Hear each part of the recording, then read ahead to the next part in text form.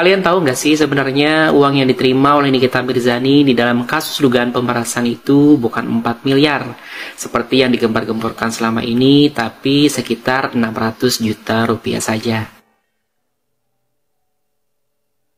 Jadi berdasarkan dokumen resmi yang dapat diakses oleh publik ya, di dalam perkara nomor 489 garis miring PDT titik garis miring G garis miring 2025 garis miring PN JKT titik sel. Jadi di situ di dalam petitum nomor 5 guys tertulis bahwa menghukum tergugat 1 untuk mengembalikan uang yang telah diminta kembali melalui turut tergugat 1 sebesar 3.400.486.234 rupiah. Apa sih artinya ini?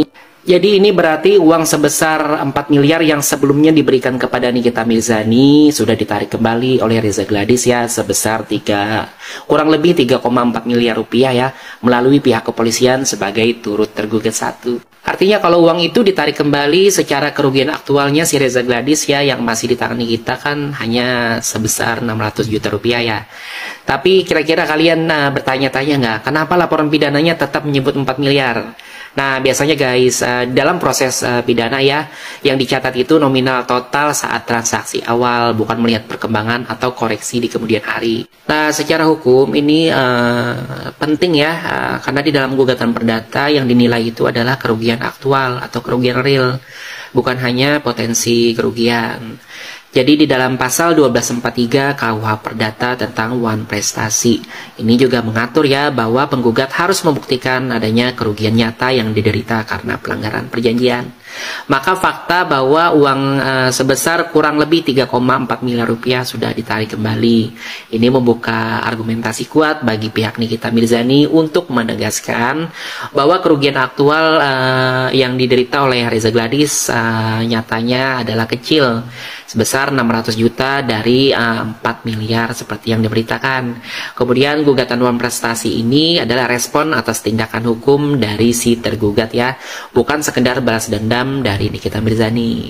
Kemudian ketiga, hukum memperbolehkan siapapun guys, termasuk tersangka pidana, untuk mengajukan gugatan perdata selama substansinya relevan dan logis. Nah, kita masuk ke kesimpulan. Jadi secara hukum, angka 4 miliar harus dikoreksi dalam konteks gugatan dan kerugian aktual. Karena selama ini kan narasi bahwa Nikita menerima 4 miliar itu tidak lengkap ya, jika disertai fakta bahwa 3,4 miliarnya sudah ditarik kembali. Maka guys, gugatan wan prestasi ini ya sah ya secara hukum, relevan sebagai strategi hukum dan membuka ruang pembelaan terhadap tuduhan pemerasan. Hukum itu bicara bukti guys, bukan asumsi. Ini para owner skincare yang nakal ini sebenarnya gimana ya? Dia itu merasa kebal hukum, kebal malu, atau kebal apa? Ya. Penjualannya sekarang sudah turun drastis, banting harga juga sudah dilakukan, ya, lapor sana sini juga sudah dilakukan, ya, semua upaya sudah dilakukan, tetapi tetap penjualannya sepi, ya, harusnya kan introspeksi kenapa ini bisa terjadi, ya, kalau memang ada kesalahan minta maaf, selesaikan, berubah, itu kan biar selesai huru-hara ini kan itu. Tetapi kalau proses hukumnya ya berkaitan dengan dia jual produk yang overclaim maupun abal-abal, ya harus tetap diproses dong, tidak ada permintaan maaf. Ya, kepada Pak Kapolri tolong dong Pak, jangan tebang pilih Pak. Ya, saya berharap Pak yang sudah ya BP POM warning itu yang sudah dikeluarkan rilisnya itu diproses secara hukum Pak. Ya, biar tidak mudah ya owner skincare ya sudah melakukan kesalahan, dirilis melanggar hukum, ya kemudian mereka berhenti sejenak, kemudian jualan lagi dengan merubah label. Ya, ayo dong Pak, kasihan masyarakat ini Pak, mau kemana lagi kita ini mengadu Pak. Bang, perihal belum nyampe 21, berarti sampai saat ini belum juga ada pemanggilan lagi pemeriksaan untuk Dr. O sama Dr. S?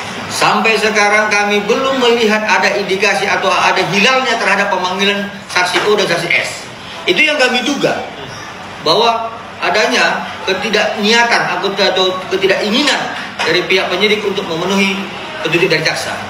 Ya, jadi seharusnya tentang pengaduan klien kami tanggal 1 Desember dan laporan klien kami tanggal 3 Desember tentang 4 orang yang dilaporkan dan diadukan dan 4 peristiwa harus didalami, harus diperiksa semua, jangan dipilah-pilah. Ini yang dinaikkan berkasnya hanya tanggal 13 dan 14 November, 27 Oktober dan 27 November kami juga tidak naikkan berkasnya.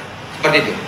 Tapi Sebagai netizen yang waras yang mengikuti kasus ini dari awal banget, ini benar-benar menimbulkan pertanyaan, kenapa penyidik tidak memanggil saksi S dan saksi O? Itu pertanyaan yang paling krusial dan sampai saat ini belum bisa dijawab oleh siapapun, bahkan oleh pengacara DRZ sekalipun. Kenapa O dan S tidak dipanggil penyidik, tidak diperiksa penyidik?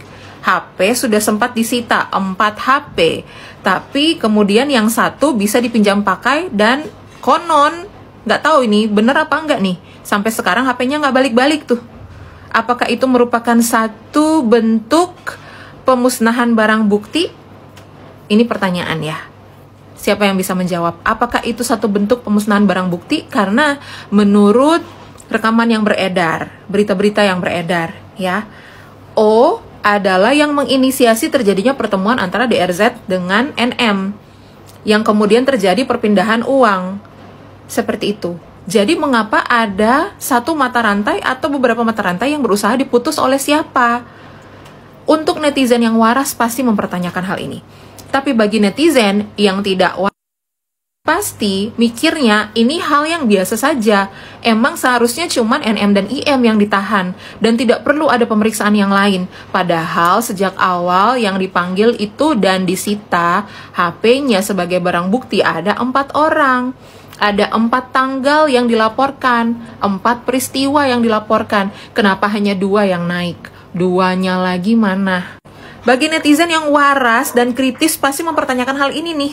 Tapi bagi netizen yang memang otaknya itu ada pemerasan, mental pembuli, mental penghina, mental pemfitnah, pasti mikirnya ini kasus mah wajar-wajar saja. Emang sewajarnya NM dan IM, bahkan mereka berkata bahwa NM dan IM ini tidak melakukan pemerasan. Tidak ada pemerasan dan pengancaman di situ.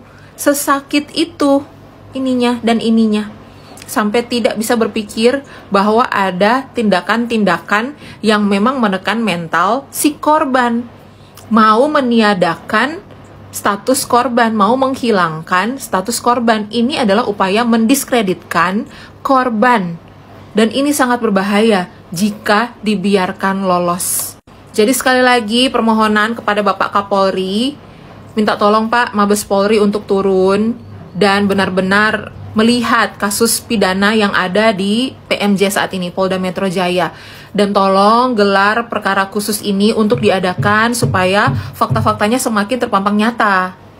Permohonan kepada Bapak Kapolri, minta tolong Pak Mabes Polri untuk turun. Waduh, siapa kamu sih nyuruh-nyuruh Kapolri, nyuruh-nyuruh turun? Terus kamu nggak takut tuh kalau gelar perkara? Kemarin nggak mau gelar perkara, sekarang tiba-tiba minta gelar perkara. Kalau kebuka semua, buka-bukaan semua, jantung aman. Banyak, udah kita tunggu aja tanggal 28 Mei hari Rabu jam 10 pagi. Pakai jamnya ya, biar on time ke Pengadilan Negeri Jakarta Selatan untuk kasus Wan Prestasi yang sudah dilayangkan oleh Nikita Mirzani. Ketemu di situ ya. Jangan lupa pakai jamnya.